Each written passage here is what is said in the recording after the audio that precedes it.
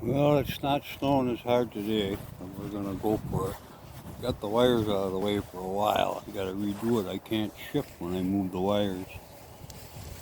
My little speeder, and so I'm in second gear. I gotta go slow anyway. Well, there we go. Adjust the camera a little bit here. This is the ice. You gotta avoid the ice.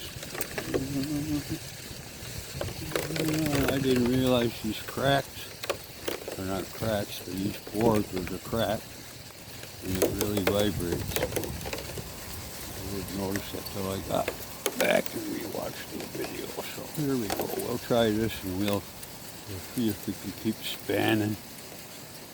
There's one of the cricks here that go into Waverly that's telling you about. I'm not going to be able to do this long already. We're up to a minute already. We're not even an eighth of the way to the end of the Boneyard. So, we might get a quarter of the way and then we'll have to do a part 2. She's here uploading and downloading. It sure is neat. It's a little fresh snow on the trail right now. It's starting to snow again. We're going to get another storm tomorrow. Very cold. Maybe below 0 Fahrenheit.